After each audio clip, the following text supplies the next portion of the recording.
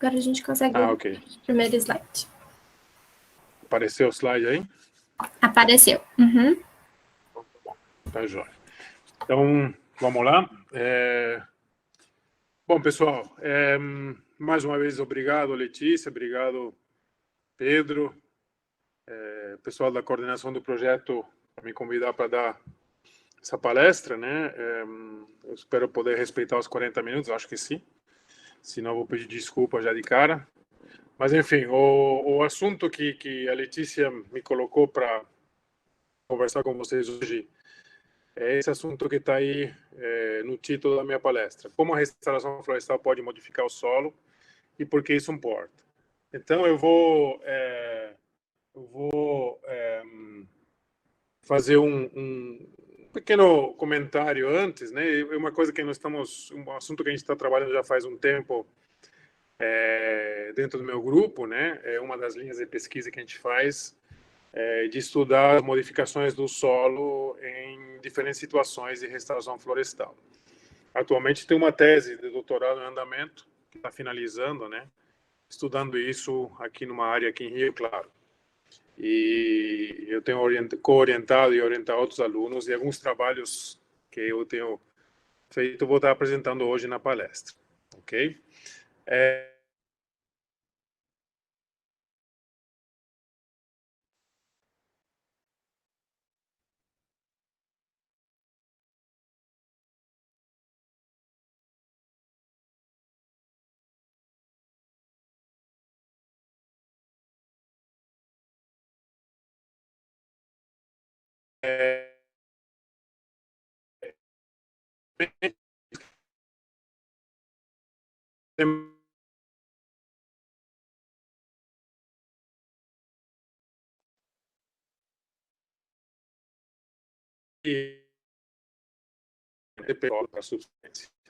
E essa tem ser modificado ao longo do tempo, né? Então, os padrões de vida, o uso desse solo, né? Como esse solo tem sido utilizado, tem mudado, né? E tem um trabalho bastante interessante, né? Que saiu na revista Science já há um tempinho atrás, em 2005, que mostra como que é a evolução do uso do solo ao longo do tempo, né? Em diferentes situações, né? Então, esse é um trabalho bem interessante, um clássico já desses assuntos de mudança de uso do solo, né? Então, são as consequências globais da mudança do uso do solo. E esse gráfico mostra um pouco como que o uso do solo muda, né? De ecossistemas naturais a sistemas urbanos com agricultura intensiva, né? Ao longo do tempo, né? E as diferentes fases pelas quais passa, né? Então, desde ecossistemas naturais, pré-colonização, muitas vezes, até fronteiras, né, onde os sistemas naturais são abertos para a ocupação dessas terras e extração, né, de alimentos e o uso de locais para moradia, né, até passar para uma subsistência, numa fase de subsistência, onde as pessoas já começam a se localizar, a morar no local, né, a se estabilizar no local e começa a uma agricultura de subsistência, pequenas propriedades, e assim vai evoluindo, né, para uma intensificação, propriedades maiores, né, abertura de áreas urbanas, expansão de áreas urbanas, uma agricultura mais intensiva, né, na justificativa de ter que alimentar uma população urbana cada vez mais crescente, né, que depende desses alimentos, e os ecossistemas naturais reduzindo e o aparecimento, né, de áreas protegidas ou de áreas de recreação, né? Então, isso mais ou menos uma evolução ao longo do tempo, e isso vai estar afetando o solo, porque tudo isso está acontecendo sobre o solo. O solo é o substrato que vai estar dando subsistência, sobrevivência a esses sistemas todos aí, desde ecossistemas naturais até ecossistemas totalmente antrópicos, como uma agricultura intensiva ou uma área urbana, né, que precisa do solo, não só para alimentar, que normalmente são poucos, mas também para sustentar, né, as construções, os prédios, etc, etc. Então, esse é um modelo de evolução do uso da terra que a gente tem, é um modelo que a gente tem visto no planeta todo praticamente, né? E isso tem trazido, dentro do mesmo artigo a gente vê isso aí, né, mudanças, né, nos serviços ecossistêmicos, né? Então, com esses serviços ecossistêmicos mudam em função da mudança de uso do solo, tá? Então, por exemplo, ecossistemas naturais, aqui pegando três usos, né, do solo, como ser ecossistema natural, um cultivo intensivo ou cultivos em vias de restauração, né? Como que muda, né, o oferecimento de serviços ecossistêmicos, cada um desses usos, né? Então, quando a gente tem ecossistemas naturais, basicamente, nós temos um equilíbrio entre praticamente todos os serviços ecossistêmicos, como a produção de florestas, controle de doenças infecciosas, regulação do clima, sequestro de carbono, regulação da água, da qualidade da água, regulação do fluxo de água, a preservação de hábitats e biodiversidade, mas pouca produção de alimentos de forma antrópica, né? Assim, natural. Quando a gente transforma o ecossistema natural num campo de cultivo intensivo, basicamente reduzimos a oferta de serviços ecossistêmicos, vamos dizer assim, entre aspas, naturais, né?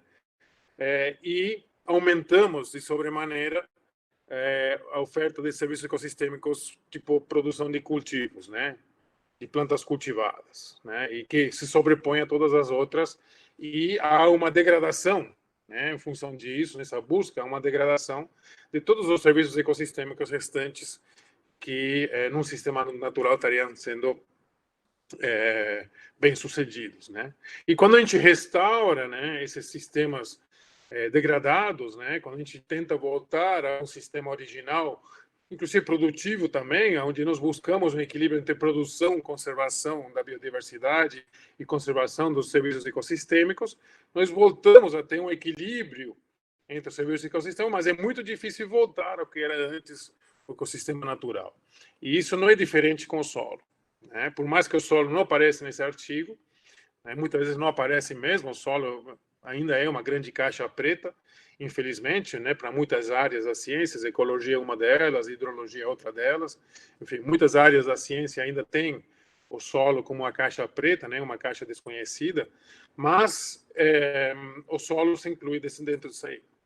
Então, esse artigo é um artigo geral, introdutório, né, que mostra que, né, esse desequilíbrio entre o uso do solo e a restauração, né, de um sistema mais equilibrado pode trazer de volta um equilíbrio na oferta de serviços ecossistêmicos. E isso nos traz para o solo, né? Então, o solo, como eu falei, é o substrato de tudo aquilo lá, né? O solo, tudo passa pelo solo, né? Então, qualquer ciclo da natureza passa pelo solo, o ciclo do carbono, do qual nós fazemos parte, passa pelo solo. Então, o solo é um recurso natural estratégico. Sem solo, a gente não teria vida no planeta, tá? E isso, na idade, infelizmente, nós utilizamos muito mal o solo ainda hoje em dia, apesar que a gente tem tido melhorias, mas essa degradação a gente continua degradando muito o solo. Talvez seja um dos principais problemas ambientais que a gente tem, é a degradação do solo e os impactos que isso provoca em outros sistemas, né, como a água, a ar, etc. Então, a degradação do solo no planeta Terra ainda é uma crise bem mal resolvida. Ok? Muito bem. E o solo tem suas funções. Então, em 2015, que foi o Ano Internacional do Solo, a FAO soltou uma série de publicações e de cartazes, esse aqui é um deles, né, que mostra as diferentes funções e como que o solo também oferece, né, serviços ecossistêmicos que permitem a vida na Terra. Então, aqui um resumão, né, das diferentes funções do solo que vão estar oferecendo, né, serviços ecossistêmicos para a manutenção da vida no solo. Eu não vou entrar em detalhe nesse slide aqui, mas vou detalhar isso no slide seguinte, onde num artigo, né, publicado em 2016 por esses dois autores que estão lá embaixo, eles mostram, eles correlacionam, né, através de uma figura, e depois no artigo eles explicam isso com mais detalhes, né, as propriedades do solo, com as funções do solo e com os serviços ecossistêmicos. Ok? Então, essa figura basicamente mostra, né, como que na base de tudo nós temos as propriedades do solo, ou chamados também atributos de solo.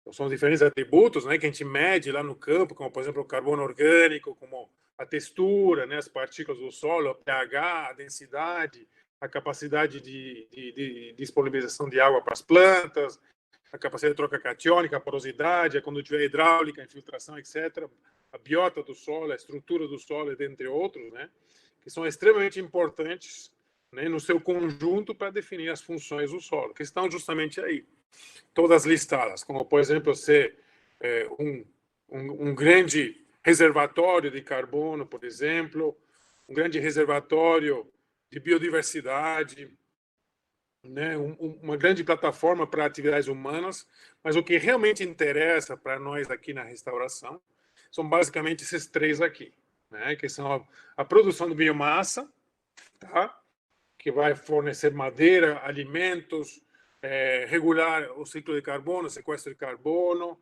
né, apoiar, né, produção primária, né, basicamente a produção primária das florestas ou dos sistemas naturais, não necessariamente tem que ser uma floresta.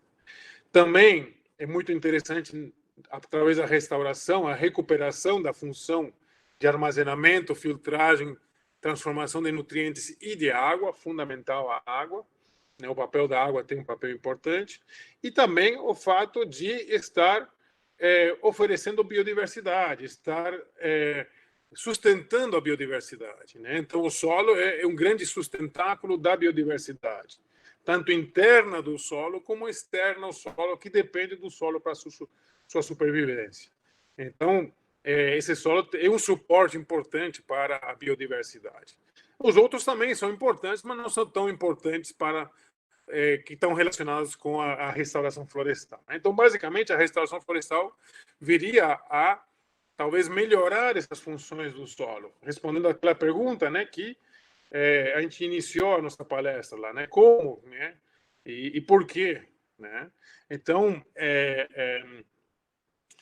a restauração florestal viria, né, no sentido de melhorar, né, esse suporte à biodiversidade do solo, melhorar o armazenamento, filtragem e transformação de nutrientes e água, e melhorar a produção de biomassa, né? E isso, obviamente, sempre é um vai e volta, não é só a restauração que vai fazer isso, o sol também vai trazer, né,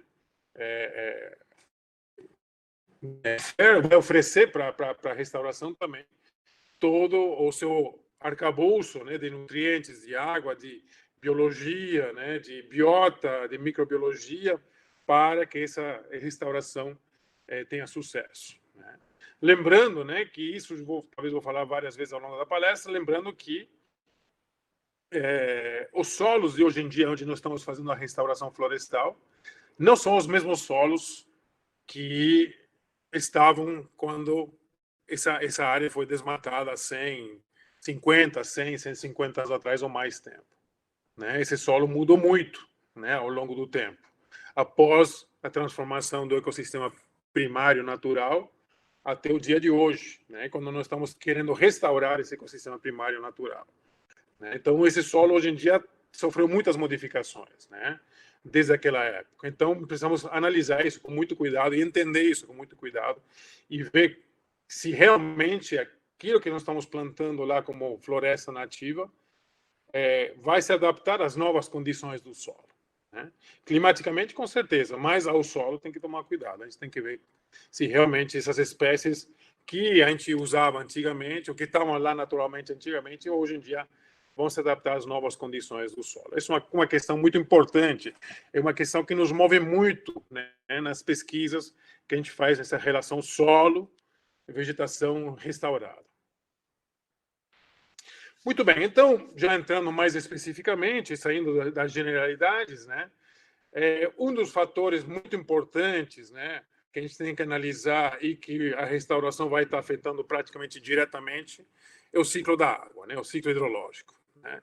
Então, essa água é fundamental, né? A gente faz muita restauração em áreas ciliares, né, áreas de APP, para proteger recursos hídricos, para proteger nascentes, além de proteger a biodiversidade, etc. Mas o ciclo da água e o solo vão praticamente de mãos dadas, e vou explicar por que isso agora, porque nós vamos estar voltando, né, vou estar mostrando muitos trabalhos que a gente tem feito relacionados com restauração e solo, mas muitas vezes relacionados com água. né? A maior parte dos nossos trabalhos tem sido relacionados com água e com qualidade de produção de água e qualidade de água, ok? Então, nossa linha de pesquisa tem ido muito por essa linha aí da água e a relação solo, água, planta. Muito bem, então, para entender o ciclo hidrológico, nós vamos analisar isso de um ponto de vista local, né? De uma vertente, faz parte de uma microbacia hidrográfica, onde, em cima dessa vertente que estou desenhando aqui, eu vou fazer chover, né? Eu vou fazer chover, e a minha pergunta, né, é, bom, o que acontece com essa água quando cai na superfície do solo? Então, basicamente, dentro de uma microbacia, dentro de uma vertente, a primeira coisa que acontece com a água quando cai na superfície do solo é a infiltração. A água entra no solo. Essa água que entra no solo vai começar a umedecer o solo, e esse umedecimento do solo ocorre através de um avanço dessa água, através de poros maiores, chamados de macroporos, e esse processo de avanço de água, de molhamento do solo, a gente chama de percolação, ou seja, essa água vai penetrar através do solo, através do macroporos, essa água pode chegar até o lençol freático, esse lençol freático também pode armazenar temporariamente essa água e pode conduzir essa água até os cursos locais, né, cursos de água locais, como ribeirões, rios, córregos, etc. Ou seja, o lençol freático é uma das principais fontes, né, de água para alimentar as nascentes, né, e os cursos de água superficiais. E também essa água é a mesma água que vai alimentar os aquíferos, né, as águas subterrâneas. Então, a fonte da água sempre é a mesma, é a superfície do solo. É a passagem dessa água através da superfície do solo, através do solo, passando através do lençol freático, chegando no aquífero. Ok? Essa água também não só se movimenta, não só é conduzida através do solo, ele também é retido dentro do solo. Então, existe uma retenção, e graças a essa capacidade de retenção de água no solo, é que nós conseguimos sobreviver nesse planeta. Se o solo não tivesse essa capacidade de reter a água, a vida, como a gente conhece ela, não seria como é. Ok? Então, o solo tem essa capacidade de reter a água, de reter nutrientes e fornecer essa água, esses nutrientes para as plantas. E essas plantas são a base da cadeia alimentar. E aí que começa a relação solo-planta. Tá certo? Aí que começa a relação solo-planta. Ok? Além disso, uma parte dessa água volta para a atmosfera. Volta para a atmosfera na forma de vapor de água, que é perdido através de processos de evapotranspiração, de evaporação mais transpiração das plantas. Ok? E se reforma a chuva e chove de novo e o ciclo se fecha. Tá? Muito bem. Quando nós temos um excesso de chuva, quando a quantidade de chuva que cai supera a taxa de infiltração, o que vai acontecer? Vai sobrar água na superfície. E se sobrar água na superfície, pode ser fruto de uma chuva muito forte no solo natural, isso acontece naturalmente, ou pode ser fruto, ou pode ser piorado se o solo está degradado. Se eu modifiquei a rede de poros que eu tenho no meu solo. Então, o que acontece com essa água? Essa água vai começar a acumular na superfície do solo. Ao acumular na superfície do solo, pode provocar encharcamento, pode provocar uma série de impactos, né? Já seja naturais ou induzidos, né? E também, eventualmente, isso pode evoluir para uma enxurrada, para um escoamento superficial virando erosão, causando vários impactos.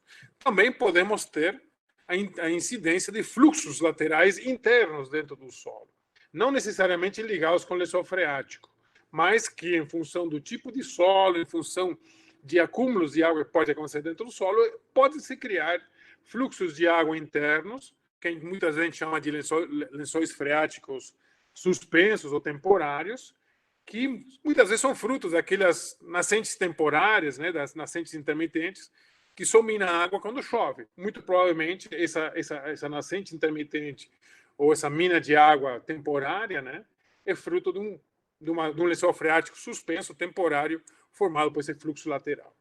Então, pessoal, esse é o ciclo hidrológico local. Esse ciclo hidrológico que, por exemplo, um processo de restauração florestal vai estar afetando, ou vai estar protegendo, ou vai estar melhorando através do quê? Através da melhoria dos atributos do solo. Quais atributos do solo? Aqueles atributos que vão afetar a infiltração, que vão afetar a percolação, que vão afetar a retenção, que são basicamente quem? A estrutura, a porosidade, ok? A rede de poros, a estrutura do solo, a forma como as partículas do solo se arranjam dentro dela, né? Dentro do solo. Então, com base nisso aí, o solo vai ter uma influência muito importante nesse ciclo hidrológico, porque toda essa água está passando pelo solo, já seja dentro dele ou da superfície, e esse solo vai estar coberto por uma vegetação que nós estamos restaurando, né?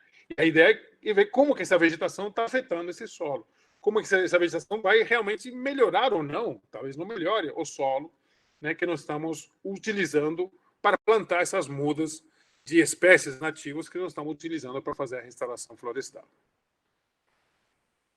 Então, já entrando mais específico, já vou mostrar alguns trabalhos que a gente tem publicado nos últimos anos, né? Eu vou mostrar uma série de trabalhos que a gente publicou já com o grupo do Ricardo, do Silvio, né? A gente tem uma parceria já de longa data com o Silvio, com o Ricardo, com o Pedro, né? Então, esse é um trabalho que foi publicado da tese do Sérgio Lozano Báez, talvez algum de vocês já conhecem ele, é um colombiano que fez a tese, o mestrado e doutorado dele aqui, foi orientado do Ricardo, e nós ajudamos ele usou muito solo, né, o efeito da recuperação do solo por restauração florestal, e o primeiro capítulo do trabalho dele foi uma revisão bibliográfica, bastante interessante, né, onde ele fez uma revisão bibliográfica global, né, ele entrou nas bases de dados, na Web of Science, nas Scopus e outras bases de dados, buscando, né, isso que o título está escrevendo, né, se a restauração de terras, né,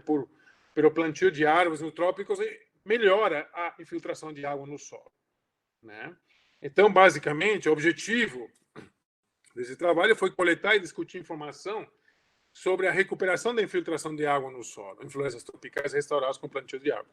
É uma informação que nos interessa muito, que a gente está trabalhando muito, né? Eu, do ponto de vista do solo, e como que os atributos do solo estão afetando essa infiltração quando a gente está restaurando.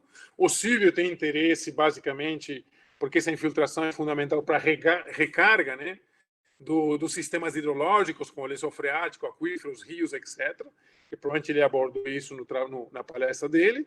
O Ricardo está interessado nessa relação solo-água-planta, principalmente para o sucesso, né, da restauração florestal. Enfim, cada um de nós nos nossos interesses, mas trabalhando em equipe para justamente entender como esse sistema funciona e qual é a eficiência desse sistema, tanto na recuperação e na restauração florestal, como na recuperação do solo, como na recuperação e restauração dos sistemas hidrológicos também. Então, basicamente, esses foram os objetivos de trabalho, e basicamente analisando sempre do ponto de vista do uso anterior do solo. Isso é muito importante, entender o histórico da área. Isso se remete ao que eu falei no início, que era importantíssimo entender o que aconteceu na área, como que está esse solo hoje em relação ao solo do passado, né? Esse mesmo solo, com certeza, sofreu modificações. E quem que modificou esse solo? Como nós vimos nos slides anteriores, quem modificou foi o uso, né? Foi o uso alternativo que nós demos para essas áreas, podendo estar bem ou mal manejadas. Se forem mal manejadas, a degradação vai ser muito mais rápida. Se forem bem manejadas, provavelmente esse solo mudou, se transformou em um outro solo, que talvez esteja funcionando adequadamente, mas não é o mesmo solo do passado. Okay? Então, foi isso que nos moveu um pouco para fazer essa revisão biográfica.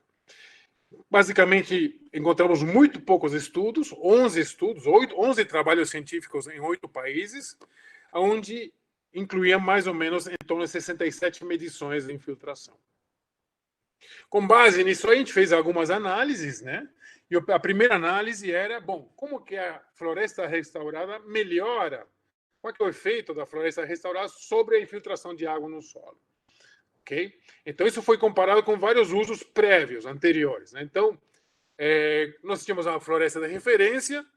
Quando a gente comparava a floresta restaurada com a floresta de referência, o que acontecia, por exemplo? O que significa esse valor menos 39%? Significa que havia uma piora na situação da infiltração do solo nas florestas restauradas em relação à floresta de referência. Então, a floresta de referência, teoricamente, é o nosso sistema ideal, né? Então, a floresta restaurada piorou em mais ou menos 40% a infiltração de água no solo em relação à referência. Quando o uso anterior era pastagem, e nós transformamos essa pastagem numa floresta restaurada, o que aconteceu com a infiltração de água no solo? Pelos trabalhos que a gente achou, houve uma melhora em média, né, de 182% na taxa de infiltração de água no solo. Né?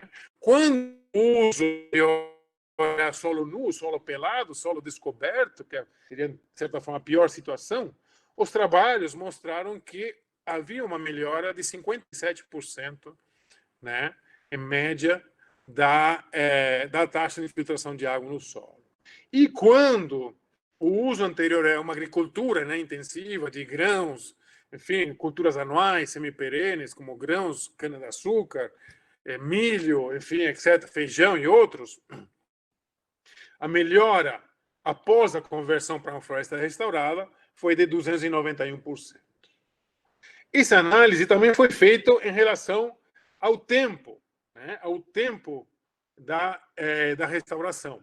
Então, o azul significa florestas que têm idades menores a 10 anos, florestas restauradas com idades menores a 10 anos, e o vermelho significa florestas restauradas com mais de 10 anos de idade.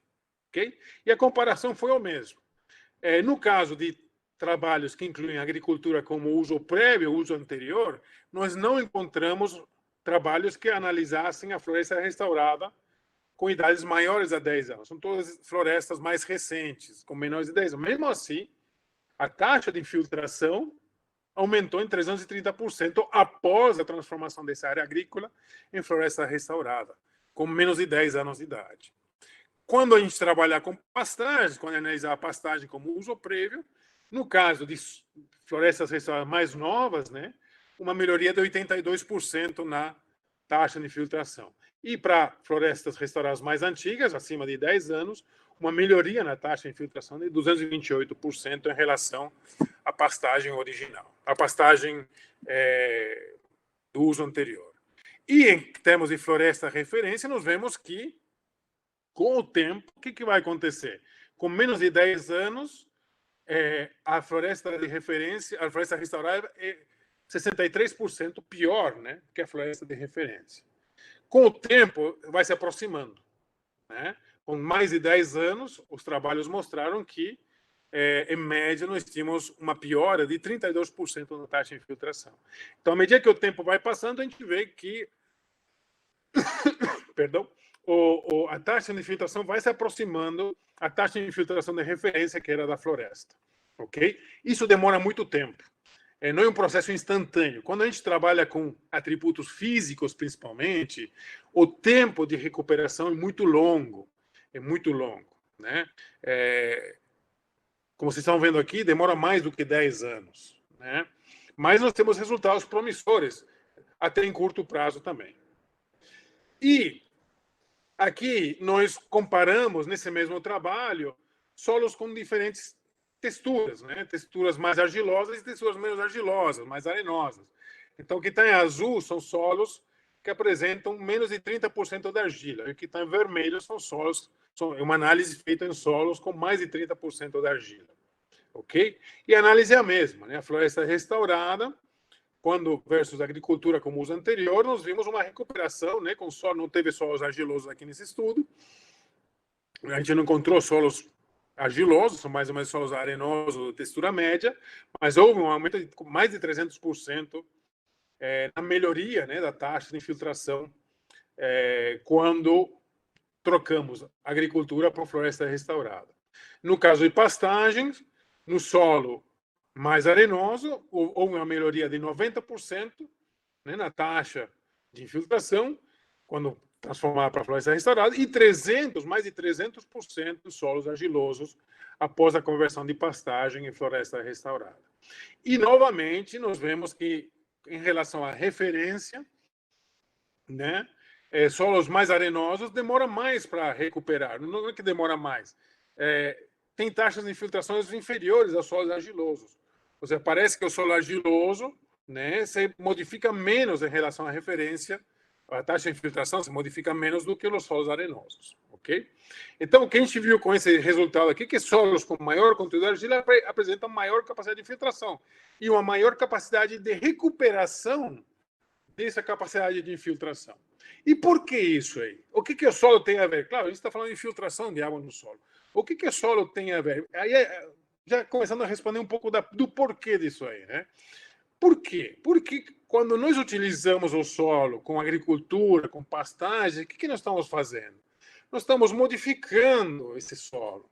Nós estamos transformando as condições naturais desse solo, a sua estrutura, a sua porosidade, a sua taxa de infiltração, a sua condutividade hidráulica, a percolação, tudo isso que nós vimos anteriormente, a gente transforma principalmente a base desse solo, que é a estrutura e a porosidade, num sistema mais degradado, que apresenta menor estabilidade da agregação, menor atividade biológica, menor conteúdo de matéria orgânica.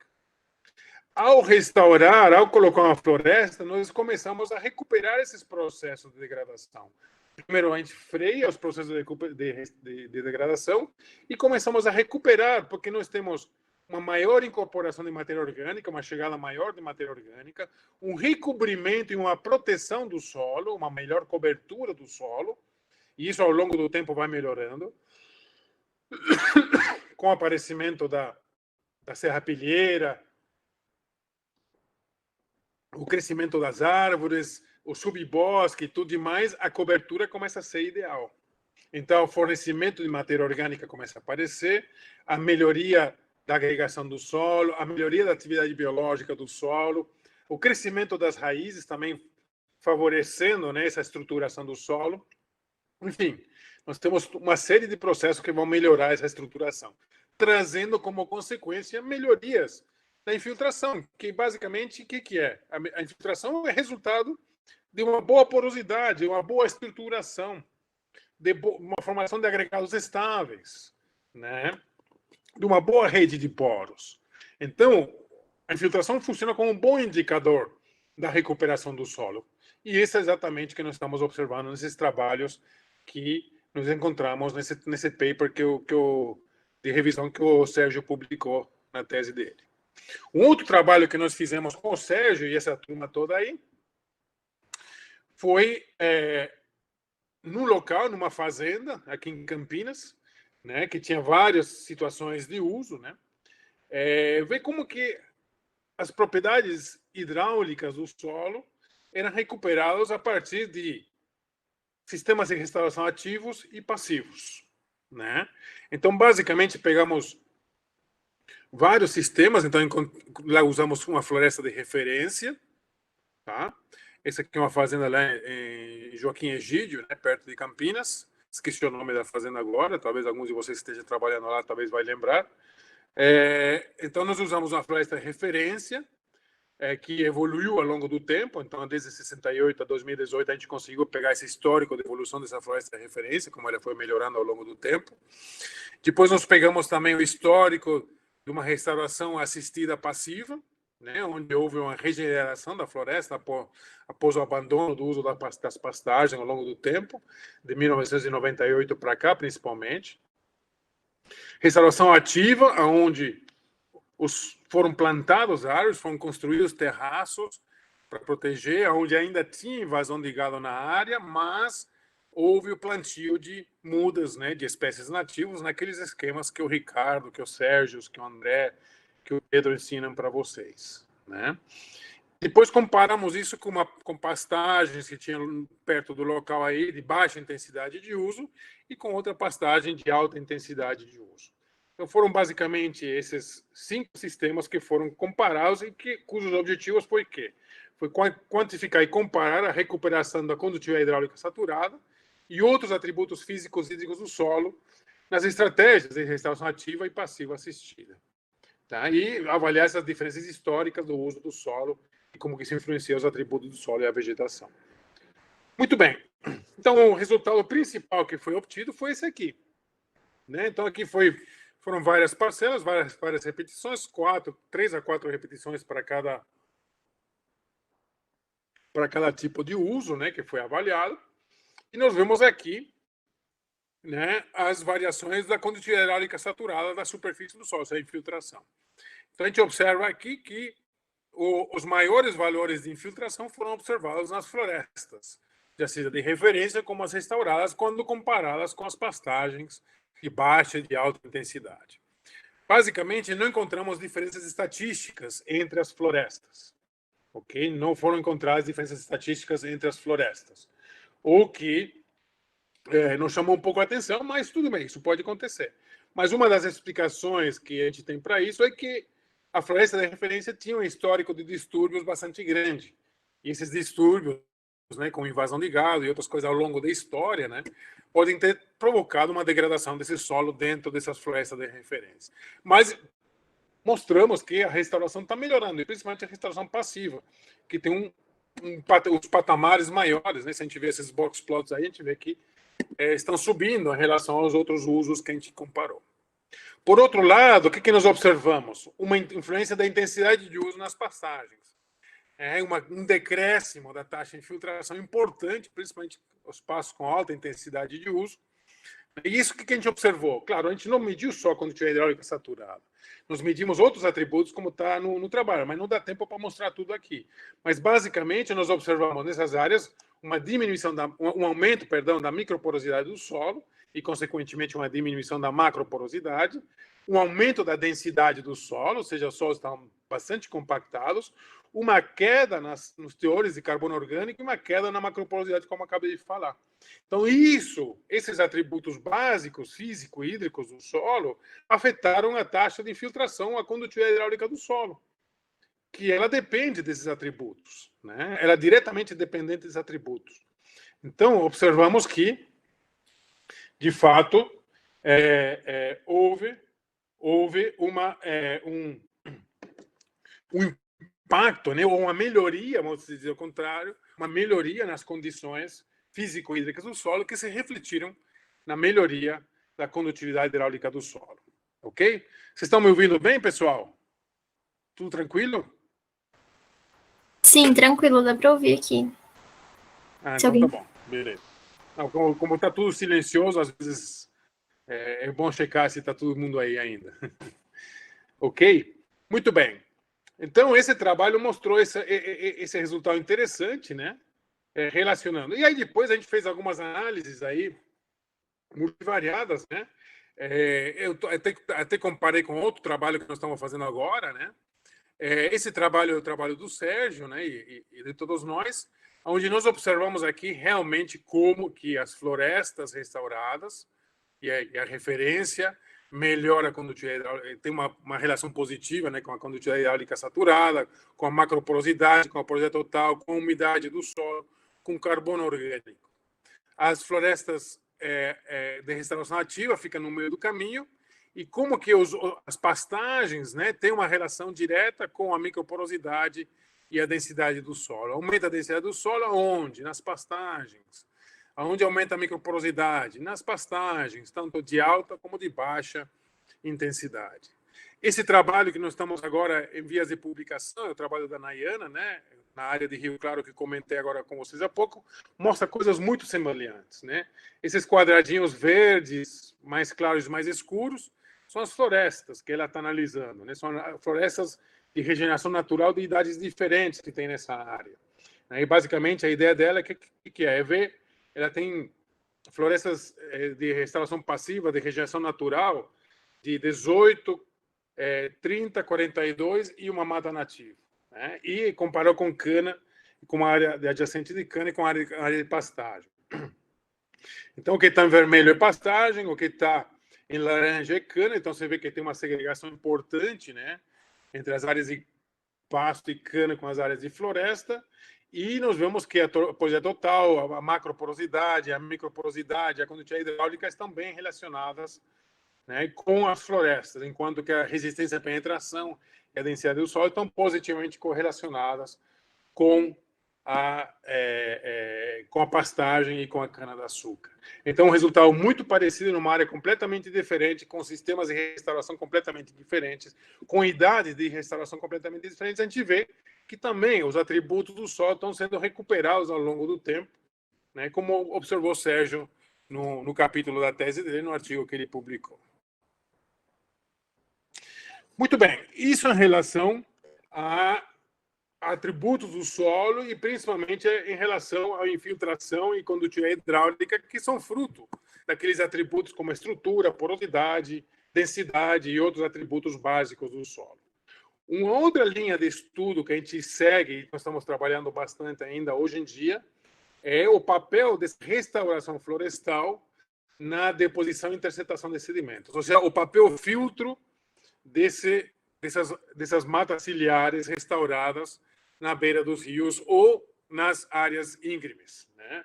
Ou seja, o papel dessas matas ou dessas matas restauradas na conservação do solo e na conservação da água, né? Da qualidade da água, basicamente. Ok? Então, basicamente, a gente tem feito alguns estudos, né? E a gente tem publicado alguns estudos onde mostramos, né, justamente isso aí. Como que essa mata, qual é a eficiência dessa mata ou da evolução dessa mata após a restauração, né? Na interceptação dos sedimentos e no afastamento desses sedimentos oriundos de processos erosivos dos cursos de água, né? Então, aí tem muito a ver com a erosão, né, que acontece na microbacia hidrográfica, né? Isso está muito ligado à integração, né, do manejo do solo com os processos de restauração, né? Lembrando que se a gente restaura a mata ciliar, por exemplo, mas não cuidamos das áreas montantes, da conservação do solo da área montante, não adianta nada. Nós vamos encher essa mata ciliar de sedimentos, nós vamos assorear essa mata ciliar de sedimentos e o impacto vai ser enorme sobre a sucessão, sobre o crescimento das plântulas, sobre a germinação das sementes, do banco de sementes que está sendo criado nessas matas restauradas, né? Então, o fato de a gente estar recobrindo constantemente por processos erosivos, né, pode causar grandes impactos. Então, o que a gente defende muito é que essa restauração tem que ir de mãos dadas com trabalhos de conservação do solo, ou seja, que a mata ciliar e que essas áreas restauradas estejam aí por via das dúvidas. Se estourar alguma coisa, a mata ciliar está lá, mas não é a única barreira entre a erosão e o rio. Tem que ter outras barreiras antes também. É a última barreira, nunca a primeira. Muito bem, aí nós fizemos alguns trabalhos, né, na década passada e agora também, né, mostrando. Isso aqui é uma área, talvez você conheça essa área, é uma das primeiras áreas que o Ricardo restaurou lá em Iracemápolis, né, são lagos de captação de água de Iracemápolis para abastecer o município de Iracemápolis com água, né, que estavam sofrendo uma grande degradação na década de 80 e que no final da década de 80, início dos anos 90, nos anos 90, o Ricardo e o Lerf fizeram um dos primeiros trabalhos de restauração florestal, protegendo, né, esses lagos de captação de água de Iracemápolis. Além, obviamente, foi feita toda uma limpeza, né, foi dragado, foi retirar o sedimento e depois foi protegido com sistemas. E nós fizemos um trabalho aí de interceptação de sedimentos, porque tinha um pouco de erosão na área, a gente via dentro da mata que havia interceptação de sedimentos e de resíduos de todo tipo, né, orgânicos e não orgânicos, e em alguns lugares nós estávamos tendo assoreamento do lago. Ok? Então, basicamente, foi feito um estudo dentro da mata ciliar, onde nós detectamos a presença de sedimentos depositados dentro da mata ciliar. Basicamente, nós descobrimos três pacotes. Um pacote número 1, próximo, beirando a represa, né, que a gente chamou de sedimento bruno, ou seja, é um pacote que está, essa aqui é a área ciliar, né, a área ciliar, a área ripária, né, da represa. Nós descobrimos um pacote de sedimentos aqui embaixo da mata, né, não estava com cana naquela época, isso aqui é simplesmente uma simulação, né, mas a gente descobriu, um sedimento bruno, tá?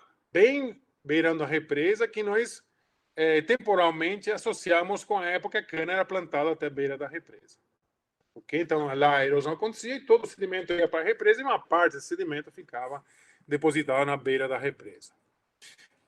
Encontramos um segundo sedimento recobrindo esse sedimento bruno, né? Um sedimento vermelho, que esse foi o sedimento que talvez mais dúvida tivemos em datar ele, né, em dar uma cronologia para esse sedimento, mas nós associamos esse sedimento vermelho que recobria o sedimento bruno à época quando essa área foi preparada e iniciou seu processo de restauração. Por isso que o pessoal construiu terraços. Se vocês vão nessa mata hoje em dia, vocês vão ver que tem terraços dentro dessa mata, que hoje em dia não tem nenhuma utilidade, mas que tiveram utilidade na época que essa área foi restaurada. Mas mesmo assim chegou sedimento na beira da represa. E depois encontramos um terceiro pacote de sedimentos, agora já atual, né, na época do estudo, que foi uns 10, 12 anos atrás, onde tinha um pacote, depósito 3, sedimento bruno avermelhado, na borda superior da mata ciliar, beirando o carreador. Ou seja, nós temos dois pacotes de sedimentos aqui, um espaço sem sedimento, sem deposição nenhum, e outro pacote aqui em cima. O que me mostrou isso aqui? Que a mata ciliar é eficiente no afastamento dos sedimentos da beira do rio ou da beira da represa. Esses sedimentos que antigamente, quando não tinha mata ciliar, iam direto para a represa, iam direto para a beira da represa ou do rio, né? Eram depositados na beira do rio ou dentro do rio ou da represa. Agora, hoje em dia, estão sendo depositados nos primeiros 5 metros, né? Isso aqui, essa distância aqui é de 5 metros, nos primeiros 5 metros da mata ciliar. Não existem mais sedimentos recentes dentro da mata ciliar. Ou seja, a mata ciliar tem um papel importante de filtro, que todos nós conhecemos, mas esse trabalho nos mostrou a eficiência dela no afastamento dos sedimentos da beira do rio, da beira da represa. Em outro trabalho semelhante, feito com a Renata também, mas agora lá na região dos Cerrados, que foi publicado agora em 2016, nós também medimos, né, a interceptação de sedimentos por matas ciliares numa área cultivada com soja, onde nós tínhamos soja mata ciliar, ok? E um relevo um pouco diferente, né? A área de Iracemápolis. Então, basicamente, nós queríamos entender essa entrada, e é uma área que tinha muita água, tinha muita nascente, rica em água, brotava água do solo, é impressionante a quantidade de água que tinha, as nascentes, como eram ricas essas nascentes, mas estavam sendo muito degradadas pela entrada de sedimentos, né, como vocês podem ver aqui na foto, em função de processos erosivos que acontecem a montante. Essa aqui é a área vista de cima, né, uma imagem do Google Earth. Era uma área bem comprida, né? Aqui é a cabeceira, e que nós tínhamos muita chegada de sedimentos, apesar de ser um relevo bastante pouco declivoso, 3, 4% de declividade, mas a rampa longa é que afeta essa erosão. Então, nessa área, nós instalamos pinos para medir o nível do solo. Então, a gente fez vários arcos dentro da mata ciliar, uma na beira, uma a 10 metros, a 20 metros e a 30 metros. E alguns clusters de pinos para medir a variação do nível do solo em função da deposição ou da erosão. Então, aqui só estou apresentando um dos gráficos, né, de dezembro de 2008 a maio de 2009, né, teve mais anos de monitoramento, mas o tamanho da bola, a cor amarela, perdão, significa deposição. Quanto maior a bola amarela, maior o aumento da superfície do solo, maior a elevação do nível do solo. Ou seja, quando eu vejo 37 a 40 centímetros aqui, significa que houve uma deposição de 40 centímetros de sedimento acima do nível original do solo. Naquele ano, naquele mês, naquele evento chuvoso. Tá? Porque isso foi feito mensalmente. Vocês estão vendo aqui o tamanho das bolas, é importante. Quando nós temos bolas vermelhas, significa que há erosão dentro da mata ciliar. Então, podemos ter deposição, assim como erosão. A gente observou os dois processos nessas matas ciliares. No caso aqui, não foi restaurada, foi parcialmente restaurada, mas existe os dois processos ocorrendo. A deposição, mas também a erosão. Então, basicamente, observamos altos valores de deposição em vários pontos, valores de deposição acima de 30 centímetros, e também observamos erosão dentro da mata ciliar restaurada em todos os meses, perdendo 6 centímetros do solo, principalmente em fevereiro, que foi o mês que nós observamos maior erosão dentro das matas ciliares. E essa erosão dentro da mata ciliar estava conectada com a erosão lá de fora, da área agrícola, ou seja, os sulcos de erosão continuavam dentro da mata ciliar. Okay? Então, havia uma conectividade da erosão, e principalmente da erosão linear, da área agrícola com áreas ciliares. Enfim, esse trabalho nos mostrou resultados importantes do ponto de vista espacial, da distribuição espacial dos sedimentos, como também a distribuição temporal dos sedimentos. Então, basicamente, em termos de distribuição espacial, uma análise generalizada mostrou que toda a área, o nível do solo subiu, em média 12 centímetros. O original subiu 12 centímetros, ou seja, houve uma deposição generalizada de 12 centímetros de sedimentos sobre o solo, ou seja, um recobrimento de 12 centímetros. Ou seja, imagina, um banco de dados lá embaixo foi recoberto por, em média, 12 centímetros de solo, sendo que alguns lugares era 40, outros era 6, etc, etc.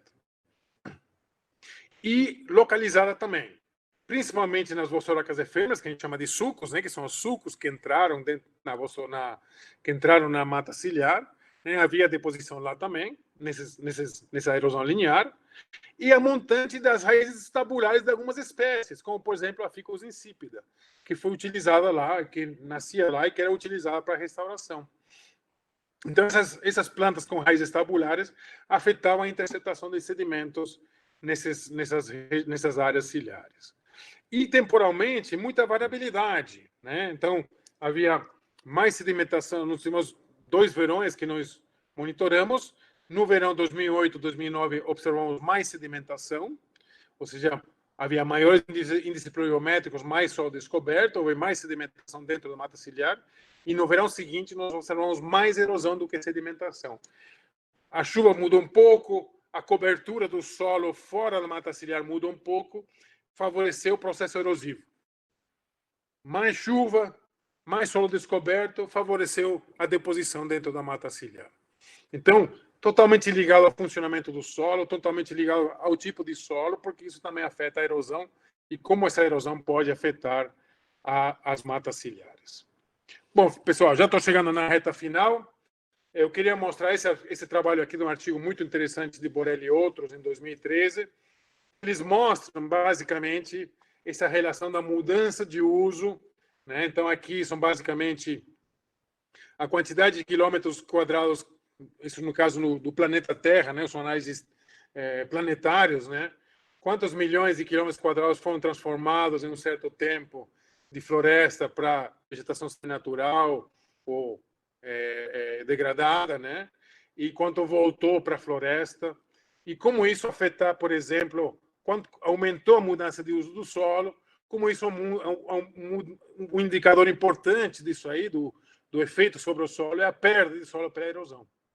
Então, essa mudança aqui de floresta para uma vegetação seminatural, né, degradada, por exemplo, que teve muito maior nesse sentido que nesse sentido de volta, né, para a floresta, houve um aumento de 0,2 petagramas. Petagramas são 1 vezes 10 a 12, né? São 12 mil bilhões, né, de gramas, né, por ano de perda de solo.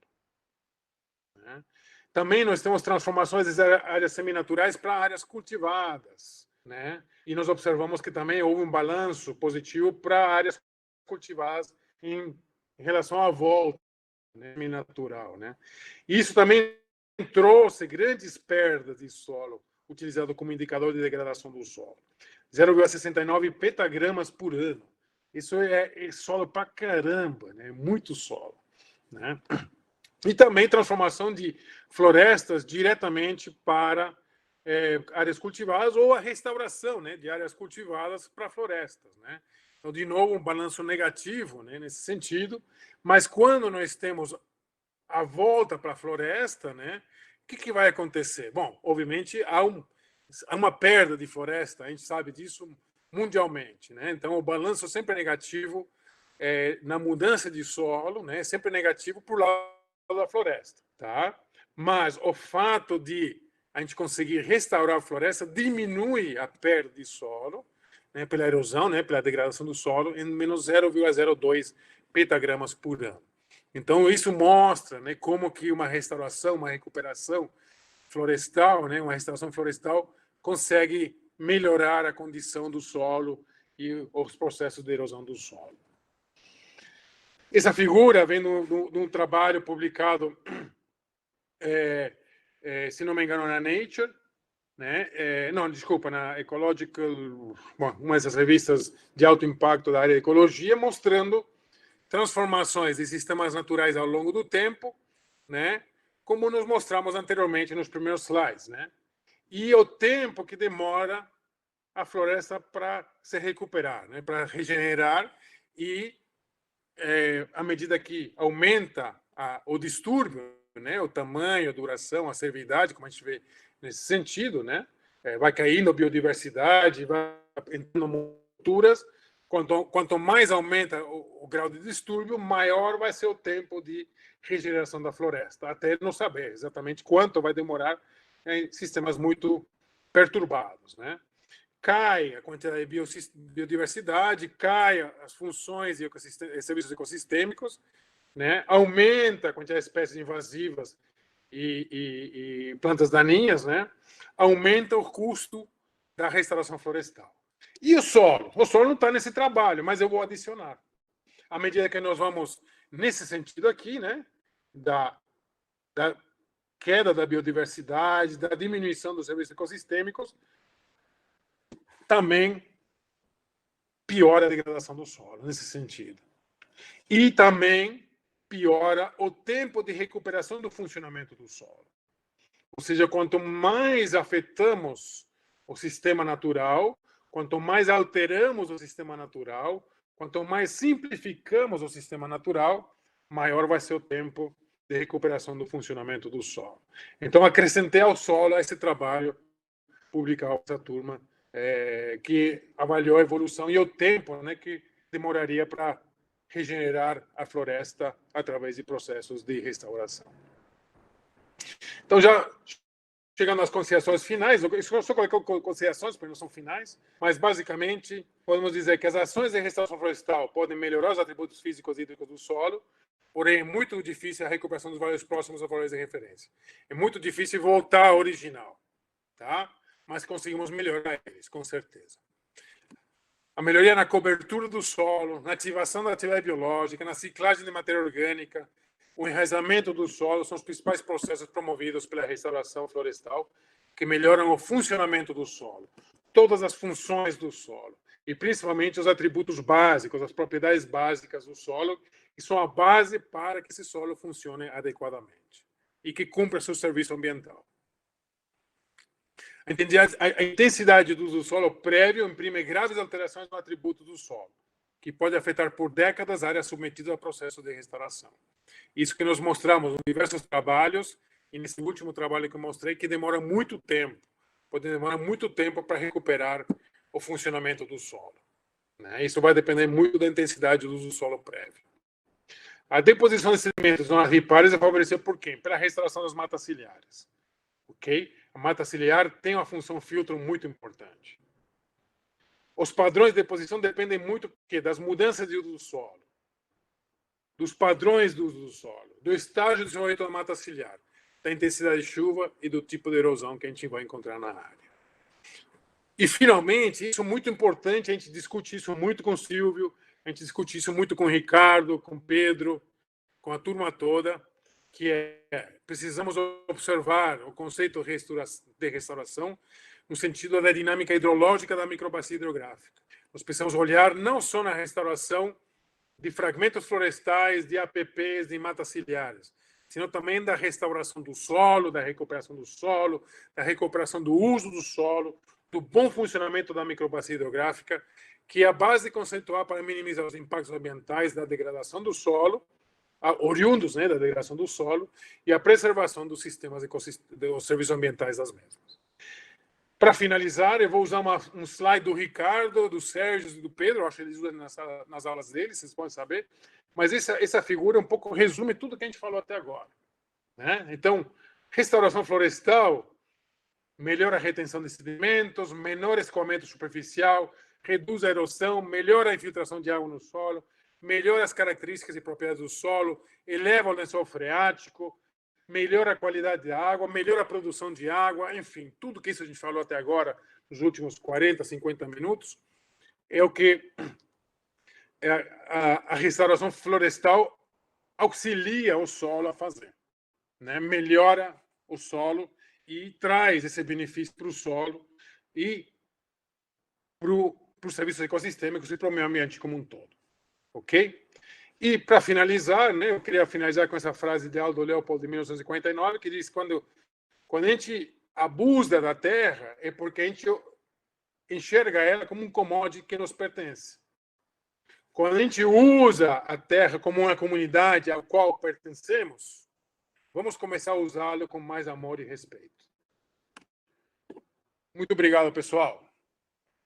Desculpa, acho que passei alguns minutos aí, mas estou disponível para perguntas. Ok? Valeu, pessoal. Um abraço a todos.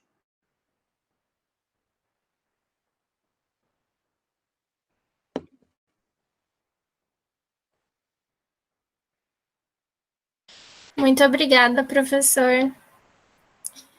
Foi muito Eu vou esclarecedor. manter a minha tela compartilhada, pessoal, por se vocês quiserem voltar para algum slide, ok? Tá. Pode me perguntar, pessoal. Fique à vontade.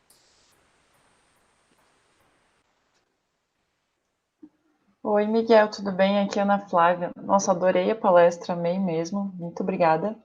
E é uma dúvida Nada que isso.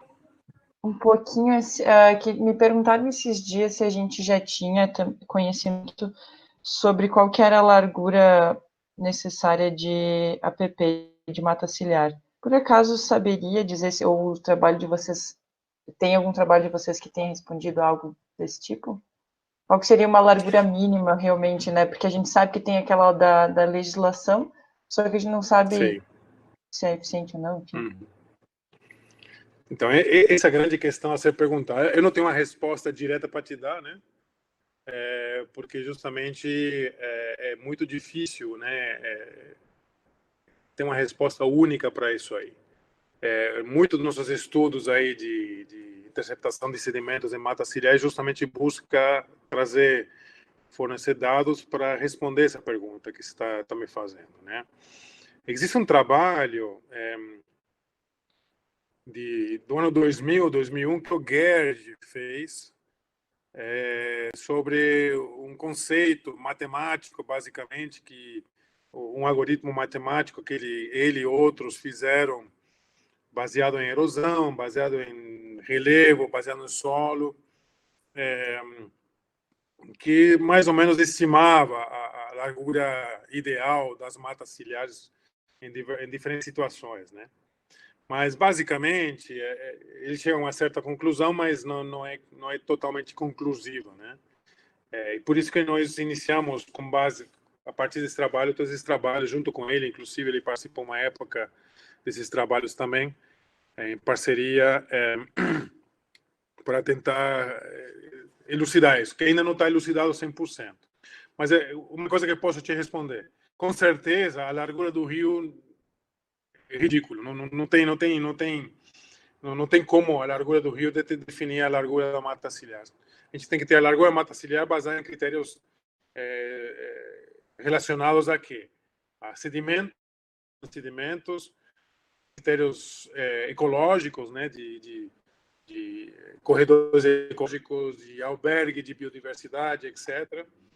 Enfim, uma série de critérios técnicos, né, das funções da mata ciliar, né, que é relacionados diretamente às funções da mata ciliar. E isso que nós estamos procurando. Então, eu acredito que quando a gente for fazer o planejamento de uma área, né, o planejamento do uso da terra, isso tem que ser incluído dentro do pacote, né? Ou seja, você tem que incluir relevo, clima, solo, recursos hídricos, né, superficiais e subsuperficiais, tomar tudo isso com pacote básico para definir o uso dessa microbacia, e dentro desse uso tem o uso conservacionista, que são as matas ciliares, os fragmentos florestais que têm que ser preservados, enfim, todo o mosaico que compõe a paisagem, ok? Mais alguma pergunta, pessoal? Espero ter respondido, Ana. Em parte, pelo menos. Oi, sim, eu sei que essa pergunta é complexa, mas já ajuda bastante, mas obrigada.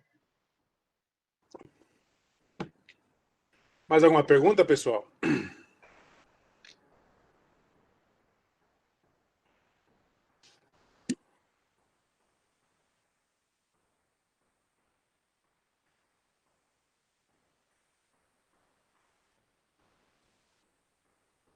Eu tenho uma pergunta também em relação às relações mutualísticas do solo. Se tem algum trabalho que se tem conhecimento sobre avaliação de fungos micorrízicos ou de alguma relação simbiótica no solo advinda da restauração. Tem alguma coisa Olha, sobre de restauração não conheço, mas eu sei que na época do Biota, do Parcelas Permanentes, que o Ricardo coordenou no início dos anos 2000, que eu fiz parte também, estudando essa parte de solos, mas mais a parte física do solo, né, da água. Mas tinha uma equipe de microbiologia liderada na época pelo Márcio Lambais e tinha um americano, David, esqueci o sobrenome, é o David, peraí, deixa eu lembrar o sobrenome dele. Bom, fugiu agora, mas, enfim, eles fizeram um trabalho nessa linha, mas em áreas naturais, né, em áreas de floresta natural, não restauradas. Eles até publicaram naquela época paper na Nature, se não me engano, ou na Science ou na Nature, dessas relações simbióticas e mutualísticas entre no solo. Na verdade, da planta, eles mediram a microbiologia das folhas na planta, da serrapilheira e do solo. E eles conseguiram ver uma filiação entre os três sistemas: planta viva, serrapilheira, né, material vegetal em decomposição, e a matéria orgânica do solo e as camadas superficiais do solo. Foi um trabalho bem interessante, mas não é um sistema de restauração, é um sistema natural. Esses trabalhos existem sim. Agora, em áreas de restauração, não conheço. Não conheço e acho que seria um trabalho bem legal fazer, e principalmente ao longo do tempo, né? Principalmente ao longo do tempo. Sim, eu concordo. Acho que seria muito legal ver essa relação. Uhum. Isso, eventualmente teria que conversar com o pessoal. O Márcio já aposentou uns anos atrás, mas hoje em dia, mas ele trabalha mais com áreas agrícolas, mas eventualmente o Fernando Andriotti, que trabalha com microbiologia, seria uma pessoa que a gente poderia estar conversando com ele para tentar buscar essas relações, sabe? Uhum. Mas seria Legal. bem interessante. Ok.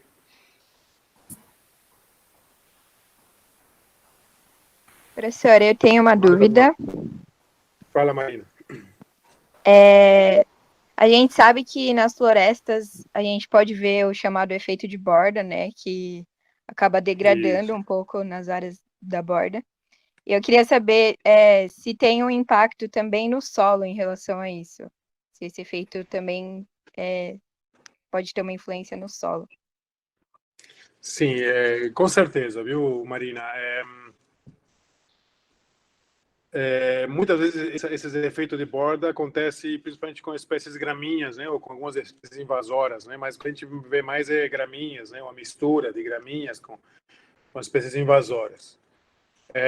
A gente tem feito alguns trabalhos na Amazônia, né, comparando pastagem com áreas de clareiras com pastagem, né, em conflito com áreas ainda preservadas de floresta amazônica, né? E como que essa dinâmica corre, enfim.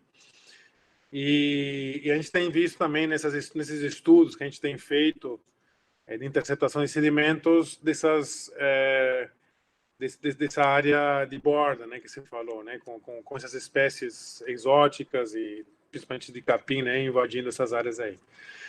Vou te falar uma coisa impressionante, você não vai acreditar, mas isso pode não ser beneficente para a floresta ou para a restauração, né, dessa área, mas para o solo é positivo. Porque, por incrível que pareça, as pastagens, por causa do seu sistema radicular fasciculado e muito denso na superfície do solo, eles criam uma condição muito boa, quando não compactado, né, porque nessas áreas normalmente não está compactado porque está isolado, né, uma condição muito rica em matéria orgânica, porque é uma adição muito grande de matéria orgânica, muito localizadamente na superfície, que melhora muito a estruturação do solo, a porosidade, a densidade, etc. Né? Isso estou te falando em condições não compactadas, não tem gado, por exemplo. Né? E isso a gente tem observado na Amazônia, a gente observou os trabalhos que a gente faz por aqui também, e isso tende a melhorar. E essas espécies que invadem nessa zona de borda, né, eles aumentam a densidade de espécies por metro quadrado. Ou seja, no caso do solo, em termos de efeito filtro, né, da erosão, por exemplo, ele seria positivo, porque aumenta a interceptação nos primeiros metros da mata ciliar, né? Então, em certa forma, para o solo é positivo por vários aspectos, né? Pelo aumento da interceptação, pela melhoria das condições da superfície do solo. Isso somado ao sistema radicular mais profundo das espécies arbóreas, né, matas ciliares, se soma nessa zona de borda e você tem um efeito quase completo sobre o solo. Então, de fato, essa competição é ruim para a restauração florestal, mas para o solo, por incrível que pareça, não é tão ruim, não. Até pode ser beneficiante. Tá? Legal, professor. Bom saber. Obrigadão, viu? Nada, que isso.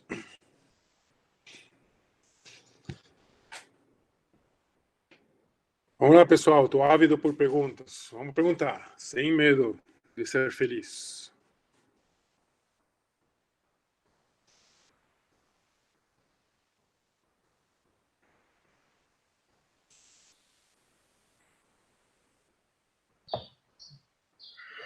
Boa tarde, professor. Aqui é o João. Fala, Na João. verdade, eu gostaria de mais fazer uma reflexão, até talvez tornando uma pergunta. Um dos objetivos finais do projeto do New4 é de auxiliar, principalmente na formulação de políticas públicas, quando já tiver uma base de dados, quando já tiver toda a ciência expostas. E a gente sabe da realidade onde os produtores têm certo receio de adequarem sua propriedade, perderem sua parte produtiva, perderem até uma palavra injusta de se utilizar para a utilização de florestas. E até onde eles vão ter que chegar para realmente perceber que o próprio solo da propriedade deles está sendo muito afetado, eles vão precisar enxergar uma erosão gigantesca em sua propriedade para conseguir realmente aplicarem o que a gente está sugerindo de acordo com dados científicos, o que a gente pode fazer para incentivar, para tentar abrir mais ainda os olhos deles, né, nessas situações. Então, João, essa é uma pergunta excelente e motivo de vários projetos, do New4 e de outros projetos no qual participo, né? Tanto no presente como no passado, nessa relação, né? Restauração, serviços ecossistêmicos, hidrologia, solo, enfim, climatologia e assim por diante, né? Enfim, meio ambiente como um todo. Vamos lá. Um dos pontos que se levantou foi enxergar o problema. Realmente, de fato, é muito difícil enxergar uma degradação do solo, a não ser que ele esteja te impactando diretamente economicamente, né? Então, por exemplo, a gente sabe que, por exemplo, uma cultura agrícola, quando não é adubada, ela vai perder produtividade, aí você vai perder dinheiro. Isso não acontece tão diretamente com a erosão e com a compactação, por exemplo, né? Ou outros processos de degradação física do solo, né? Que são os que mais vão afetar, um dos que mais vão afetar, né, os serviços ecossistêmicos, principalmente quando a gente fala de hidrologia e água, né? Então, sim, de fato, sim, você tem que ver uma grande erosão para o cara perceber. Então, a gente faz, quando eu dou aula sobre isso aí, eu sempre falo dos impactos invisíveis e dos impactos visíveis, né? E quais são os impactos visíveis? São aqueles, por exemplo, quando a gente fala de erosão, né, que a gente consegue enxergar, que são os sulcos, as fosforocas, né? Só que isso só representa 20% da perda de solo, por exemplo, e da perda de água. Os outros 80% é erosão invisível, que você não está enxergando, né? Enfim, então como conscientizar isso? Essas pessoas aqui realmente precisa conservar o solo, precisa restaurar matas ciliares, que isso é importante, né? Bom, projetos como o New4, outros projetos que já existiram, que existem, né, que estão em andamento, estão trazendo dados justamente para mostrar isso aí. como você falou, o objetivo do New For é trazer informação para que essas pessoas enxerguem o problema, né? Enxerguem o problema. Como incentivar isso aí? Eu acho que, como você falou, esse New For e assim, outros projetos também, com o Biota que eu participei e outros que eu participei depois, eles sempre trazem a questão da valoração desses serviços ecossistêmicos, né? Como valorar esses serviços ecossistêmicos e criar indicadores específicos para mensurar tanto a degradação como a recuperação da área, né? E por isso que eu coloquei essa última consideração, que é enxergar a microbacia como um todo, né? Não só do ponto de vista da restauração florestal, mas também da restauração da hidrologia, da recuperação do solo, da recuperação do uso do solo adequado para aquela área, para aquela condição geográfica, né, que você tem lá. Enfim, buscar indicadores tanto de melhoria como de piora da situação e tentar valorar isso aí, transformar isso não sei, talvez num recurso econômico que o cara receba porque está produzindo mais água, porque está conservando o solo, porque está melhorando a biodiversidade, tudo medido através de indicadores. Infelizmente, nós vivemos num sistema capitalista, ou felizmente, não sei, você pode gostar ou não gostar, mas quem manda, infelizmente, é o dinheiro. E muitas vezes o que o agricultor vê são resultados, tem que ser resultados a curto prazo, porque ele tem que pagar a conta ao final do mês, como todos nós. Só que muitos dos processos que a gente trabalha são processos a médio e longo prazo. Então, precisamos tentar traduzir esse valor de médio e longo prazo, esses processos de médio e longo prazo, para curto prazo. E como pode isso afetar ele no dia a dia. Eu acho que uma reflexão nessa linha aí, eu acho que poderia um pouco resolver. Mas isso ainda estamos longe, ainda estamos trabalhando muito, né? E é o que o pessoal está trabalhando muito, né? O Pedro trabalha muito com o pessoal lá do Rio, Bernardo Strasburg e companhia, que mexem com toda essa parte de economia ambiental, né? E tentando valorar esses serviços ecossistêmicos, ok? Mas o grande chão é como medir isso aí, como monitorar isso em tempo real. Tá certo, e concordo com você. Tem que mexer no bolso do pessoal para eles realmente abrirem os olhos. Então, talvez uma maneira de conseguir clarear esses atributos para o produtor, para ele ver que ele está, na verdade, perdendo e ao manejar erroneamente a fazenda dele, seria um instrumento que ajudaria muito, né? Que funcionaria, talvez. É importante que, inclusive, ele pode ganhar com isso também, porque, por enquanto, quando a gente fala de conservação do solo, quando a gente fala de restauração florestal, quando a gente fala de proteção de rios, para ele é custo. Tudo isso é custo Uhum. para ele. Ele vê pouco retorno disso aí para ele, né? Por exemplo, restaurar uma mata ciliar, na idade, não vai dar uma maior produtividade de milho, ou de cana, ou de arroz, ou de feijão para ele, entendeu? Então, a gente tem que ter outros métodos para valorar isso aí. Não só mensurar a degradação, mas também mensurar e que ele ganhe com a recuperação e a restauração. Entendeu?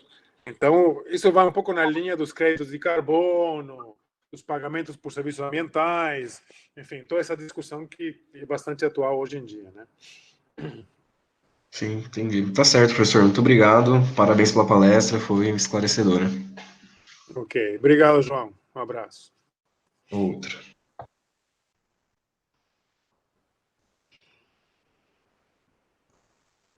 E aí, pessoal, mais perguntas? Estou aqui, à disposição.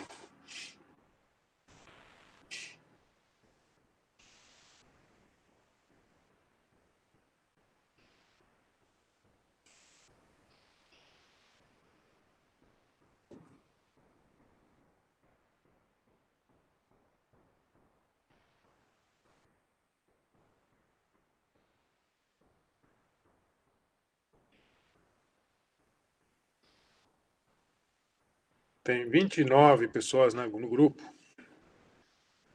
E aí, vamos lá? Perguntas? Quero.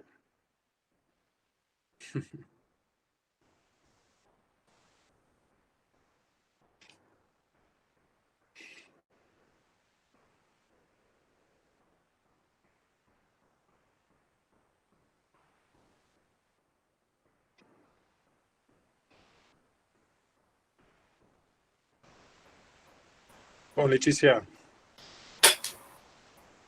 Sim, queria agradecer mais uma vez pela sua disponibilidade, tanto de apresentar quanto de responder nossas questões. Foi muito proveitoso, muito esclarecedor. Obrigada mesmo. Em nome ok, de, Letícia, não, pode em falar, nome desculpe. de todos os treinamentos, de todo mundo do treinamento técnico, principalmente, né, que está assistindo e prestigiando também todas as palestras, então a gente quer agradecer. Ok, não, obrigado a vocês, Letícia, muito obrigado pelo convite. É um grande prazer estar aqui com vocês, passando um pouquinho das coisas que a gente está fazendo, discutindo um pouco, debatendo um pouco. E bom, e aí teremos mais oportunidades, né? Esperemos que quando essa pandemia levantar, né, a gente resolver alguma coisa, podamos, né, nos encontrar no projeto mesmo, né? Daqui acho que já engrenou bem o projeto, né? Já está sendo coletadas várias parcelas e, enfim, daqui para frente começar a pegar esses dados, organizá-los e analisá-los, né? Enfim, Sim.